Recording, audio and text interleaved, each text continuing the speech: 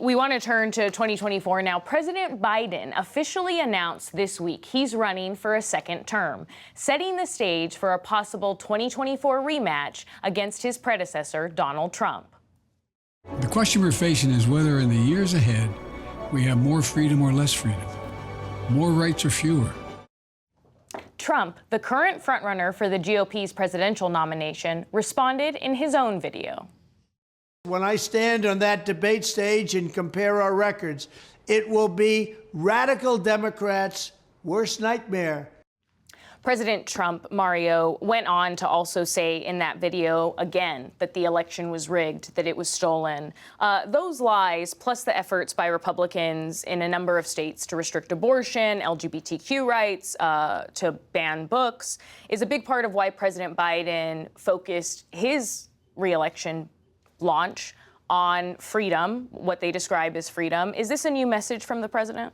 This is a continuation. I think when we hear the president say finish the job, he means the job that he outlined in 2020 when he said that he was galvanized by what happened in Charlottesville, right? So if you look at if you read the tea leaves from his first his 2024 ad, we don't see the traditional hard hats and construction workers or American flag until almost 2 minutes into that video. What we see is January 6th. We hear 30 seconds in him invoke MAGA and him linking that to the voting rights, to abortion rights, all of those different things as well. And so he's almost downright giddy at the prospect of having a rematch with former President Donald Trump.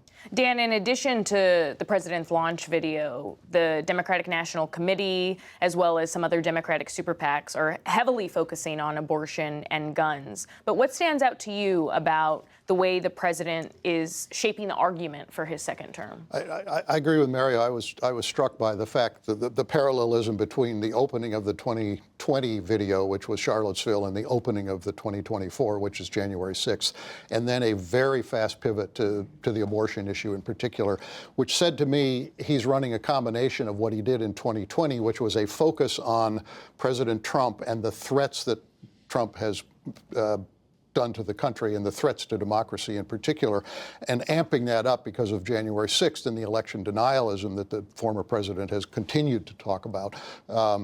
And at the same time, a version of what he and the Democrats did in 2022, which was to focus on abortion and guns, but particularly abortion as a motivating force to bring Democrats out.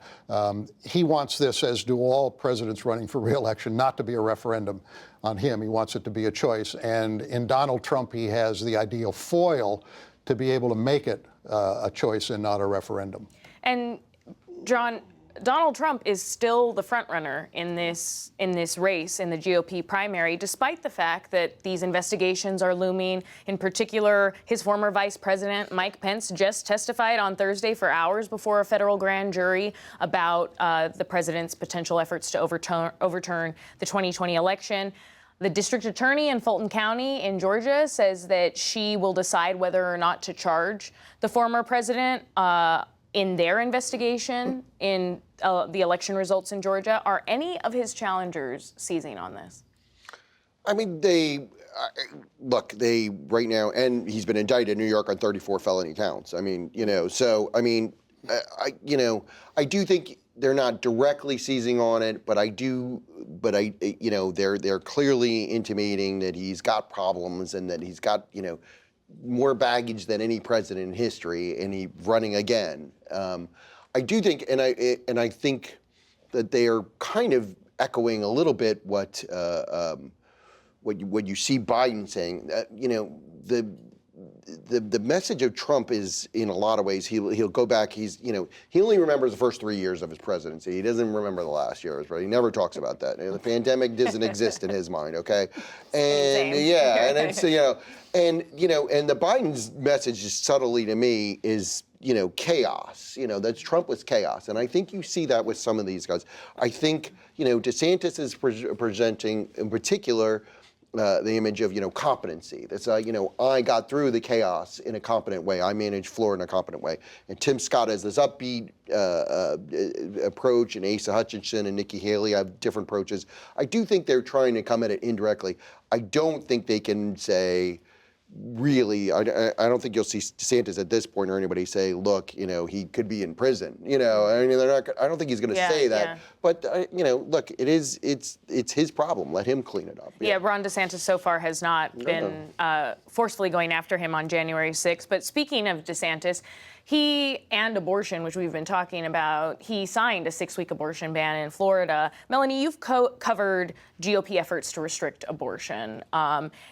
Do Republicans in Congress think that abortion is political quicksand now? Absolutely, yes. Literally, when I was trying to ask Republicans their reaction to the abortion pill ruling, they were running away from me. I mean, running across the street into traffic to avoid my question. And, the last time they had the majority, it was like 2017, 2015, they passed a federal abortion ban, a 20-week federal abortion ban. And me and my colleagues did some digging, and they have no intentions of putting a federal abortion ban on the floor, partly because they don't have the votes. They only have a 4-seat margin. They have moderates. But it's also because they recognize that this was such a liability for them in the midterms, and they would much rather just stick their heads in the sand and try to ignore it. But the problem is when you let the states be in the driver's seat, you're going to have states like Florida that are signing 6-week bans. You're going to have these Supreme Court rulings that are out of your hands, and they're going to be forced to answer for the results of those. And so there is a debate internally in the GOP right now is, do we continue to ignore this, or can we address it? Can we lean into this somehow in a way that can politically benefit us? But they just have not decided on what that message would be. And Dan, sticking with DeSantis, he appears to be jumping in relatively soon to the race, but he's facing a lawsuit from Disney for using his state power essentially to go after a company for disagreeing with him on the Don't Say Gay bill. It's not just Democrats criticizing DeSantis, though, is it? No, not at all. And this Disney battle is turned into quite an ordeal for him. I mean, he fired the first shots in this a year ago when Disney, took issue with the Don't Say Gay bill. And I think he thought he had the upper hand, and he was handsomely rewarded with a big reelection victory. And I think he came out of that thinking that he was doing the right thing, and that people were rewarding him for it. But Disney's playing a long game. And they've been in Florida a long time, and they'll be in Florida long after Ron DeSantis is, governor. And this has become a problem for him rather than a pure asset. He's got to deal with this, and I think there are Republicans and others who see this as a misuse of kind of conservative values and strategies. The idea that you're using government to go after the private sector kind of turns historic conservatism on its head.